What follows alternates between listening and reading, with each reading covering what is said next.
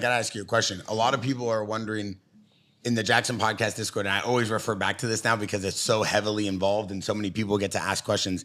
They said, I remember reading this the other night. Did Rampage think that fighting in a cage was a lot easier for him to beat Wanderlei Silva than fighting in a ring with ropes? And I never thought about that. That's a good question. Yeah, I've done both personally, but I don't so know. What about I like you? both. I like both. Yeah. Oh, the cage I prefer because I can press them and take them down on the cage. But the ring, I think I felt more comfortable in the cage because that's where I first started out in the cage and King of the Cage. So, but the ring, it's a good question. The ring is a little bit more slippery than the cage. Yeah, it depends. I like the ring. The ring's like it just feels more free. I feel like you can bend and play with the ropes a lot more. Where it's like in the cage, you're like fuck. Also with the ring, here we go again. It's like you're locked in a cage. It's like there's a certain freedom allowed when you're in a ring. You just feel like. I don't know. It feels a little more safe. I like being locked in a cage. It don't bother me because I feel like my opponent can't get away from me. I'm like, God damn, here we go. There's a weird feeling, by the way.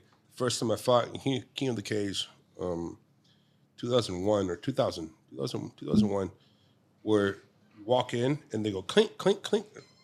It's a heavy like a lock. They clink, clink, clink, and you're like, this guy across the cage wants to kill me. I volunteered to do this. Am I sick? What's wrong with me, man? You know, but that's I think it's a good for personal growth, you know, because I am there for a reason, you know. I'm there for a reason, and you know, you learn from those experiences, you know. Yeah, you remember that guy that used to lock the cage at King of the Cage, the big big white guy. What was his name? Yeah, I think so. Yeah. But he was the mascot. He was a mascot, big motherfucker. They locked the fucking clink, clink, clink like a deadbolt. You know? I miss the guy.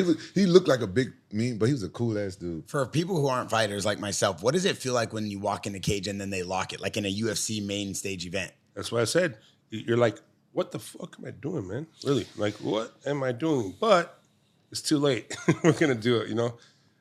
It's the walk to the cages. That's the problem. Once you get in there and they lock you, you're like, That's on. I've been doing this. Is what it's like. But the back room, the thought process. Once you like waiting in the locker, like the moment I get in there, then I'm like, okay, yeah. Have you guys like it's on? It's on. Especially once you touch the guy. Now it's on. The nerves are gone. Now it's like, it's you get done. A little lock up. One lock up. Punch one time, it's done. Right. Have you guys ever seen somebody try to get out of the cage soon they get in there? Like, oh shit! I've never seen that. I seen a boxer do that shit before. He walked out of the ring. Yeah. You seen that one? I guess he got like burned by pay or something. Yeah. He's like, and you know, by contracts, as soon as the bell rings, you get paid. Yeah. So he's like, fuck it. But then he fucked his career up though, because I never heard him fighting again. Neither. There was we were I think we were in Houston. There was a guy like one of the cage guys said was the gatekeeper, and it had like cut into his back of his hair. And me and Uriah Faber were sitting cage side. It's Cain Velasquez versus Junior Dos Santos.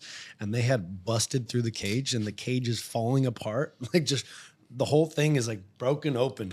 And the fucking guy gets up there and it's like the gatekeeper. And we were looking at each other, just crying, laughing our asses off. And they're all like, it's like 10 guys out there just trying to keep the cage up, but Cain just trying to run them through the cage. It was one of the best things. Speaking of running to the cage, a video was going viral over the weekend of you, and I know we've talked about this a little bit in one of the very past few podcasts, but we have never really talked about it in detail with you here, is when all the chaos is going down with Khabib and Conor's on the top of the cage, there's a video of someone flying in the ring, and then it's you in DC, you're wearing like a hat, and you and DC are running to the ring like to support Khabib. Yeah. Can you break that down? I've never really like got it in detail from you.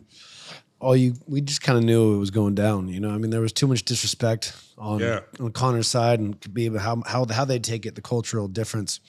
And so in the back room, like Khabib's getting ready for the fight, and you can see all the boys, all the Dagestani boys, like getting just fired up. It was just like tensions were high. You know, you got Dylan just running his mouth like always. Dylan Dennis? Don't even say his last name. Oh, I need to know. Is that the one we're talking about? Yeah. Dylan Dennis? And then so, you know, there was targets, and they were ready to shoot after the fight. So once you knew it was happening, like it was almost instinctual it was going to happen. Then we know that we could calm it down. So me and DC went in there to kind of calm things down and just tried not to get hit by bottles. Everything was flying that night.